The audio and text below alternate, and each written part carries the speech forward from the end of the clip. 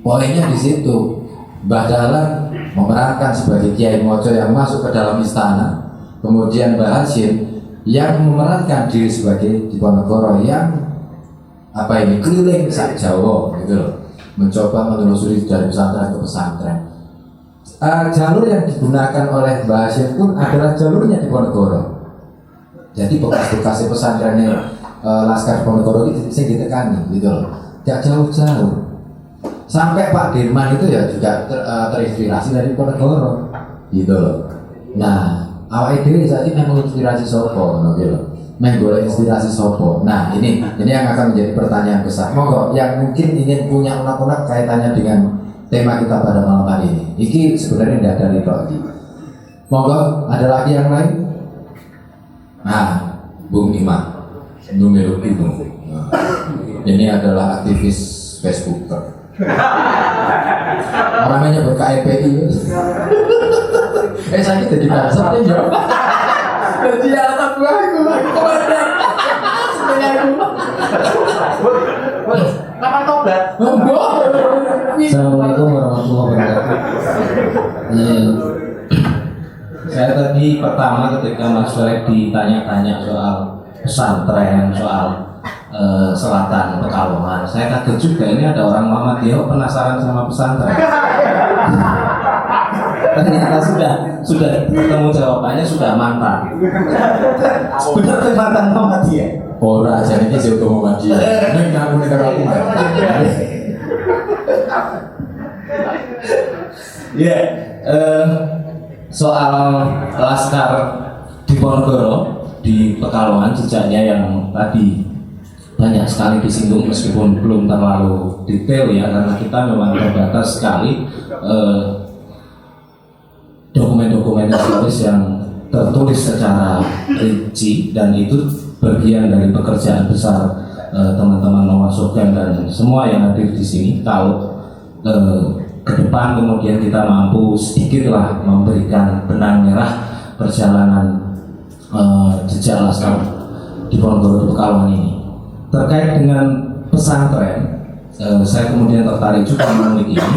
Memang Pekalongan ini sampai hari ini tidak ada pesantren besar ya, yang eksis bahkan pesantren yang sekarang masih eksis belasan atau puluhan pesantren di Pekalongan itu jumlah santrinya paling hanya ratusan, tidak sampai ribuan, tidak seperti Tegalrejo, tidak seperti Sarang, Leboyo yang santrinya sampai 10.000, 15.000. Tapi kita tahu betul bahwa Pekalongan punya posisi penting juga pada perkembangan posisi perjuangan pesantren di Nusantara.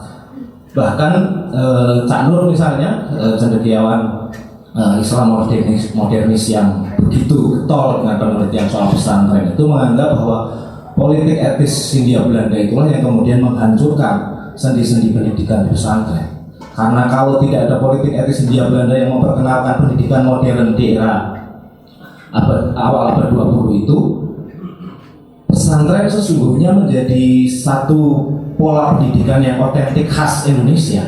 Jadi kita tidak akan mengenal Stovia misalnya, tidak akan mengenal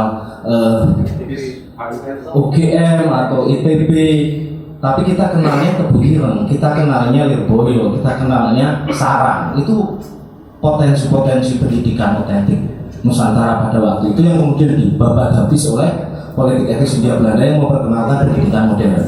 Meskipun di era itu juga muncul generasi baru dari hasil perkawinan pendidikan modern dengan politik etis Hindia Belanda, itu adalah pergerakan-pergerakan kepemudaan yang muncul pada waktu itu. Misalnya Budi Utomo 1908 itu kan hasil pendidikan modern politik etis Belanda.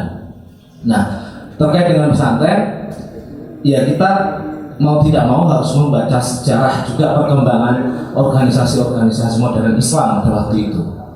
Jauh sebelum NU dan Muhammadiyah misalnya sudah ada Kiai Ahmad Rifai di Batang dan Kendal, yang pengikutnya sampai hari ini masih banyak kita jumpai sehari-hari di Pekalongan, Batang dan sekitarnya.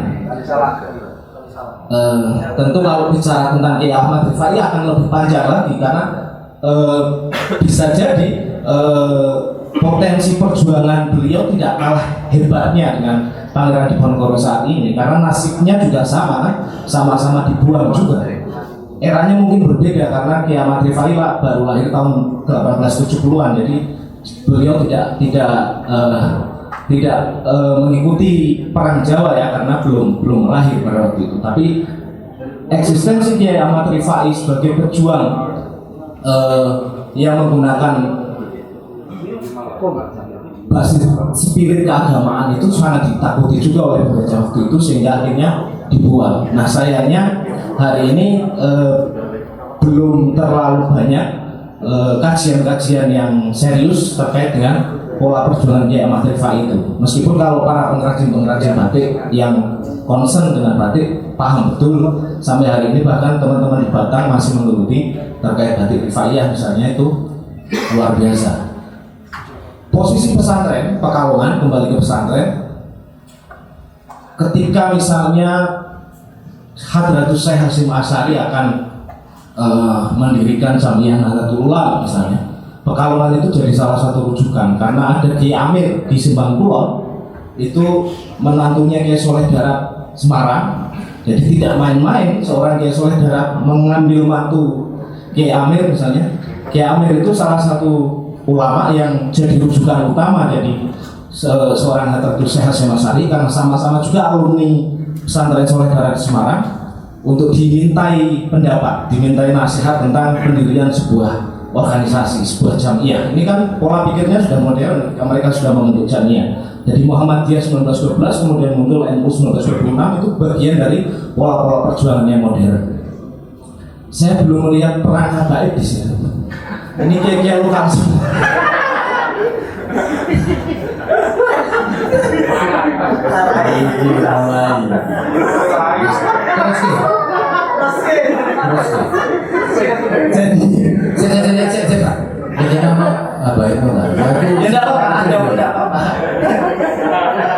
Jadi kalau ada klaim-klaim yang mendirikan NU itu keturunan habaib ya kita perlu diskusi panjang.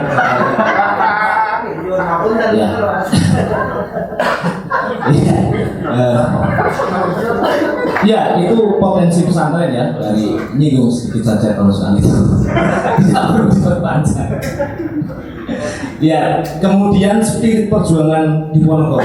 Kalau lihat dari artefak makam kuno ya, era 1800-an yang tersebar banyak di kampung-kampung, yang kita tidak tahu silsilah garis nasab maupun garis perjuangannya ke atas sampai ke bawah, itu mungkin patut diduga juga laskar-laskar ya. Seperti Mbak Kumpul Pekajangan atau yang di Warung Asem itu Saiful Abidin, itu kan eranya juga lebih tua ya, lebih tua. Oke.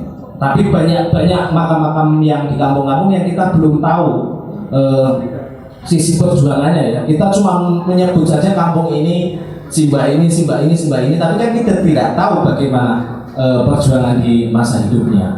Nah itu bagian dari tugas kita bersama untuk kemudian mengkaji ini secara lebih serius. Saya rasa itu dulu, mungkin banyak sekali teman-teman yang lain. Mas Edi belum ngomong itu. MSC Gary. Oh, MSC Gary. Ya, ada sesuatu yang akan disampaikan. Ya, satu hal yang mungkin nanti ini titip pesan juga Mas Edi, sebagai sosok personal di Ponorogo itu sebetulnya patut juga untuk dikulik secara menarik ya, lepas dari proses perjuangannya ya. Jadi kita kan harus tahu secara komprehensif lah tentang sosok yang kita idamkan ini. Mas Ribut sebagai alumni Universitas Ponorogo tidak perlu bangga dengan alma maternya saja, tapi bangga dengan sisi potensi perjuangannya. Terima kasih. Assalamualaikum warahmatullahi wabarakatuh.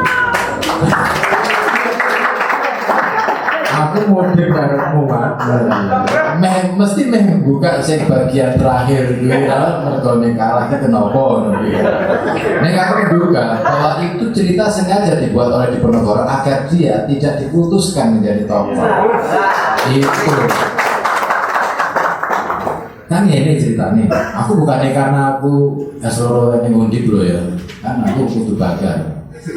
Nek aku SC kan UNES, Universitas UNES. Ini Indonesia apa sekarang masalahnya. Jadi ceritanya begini.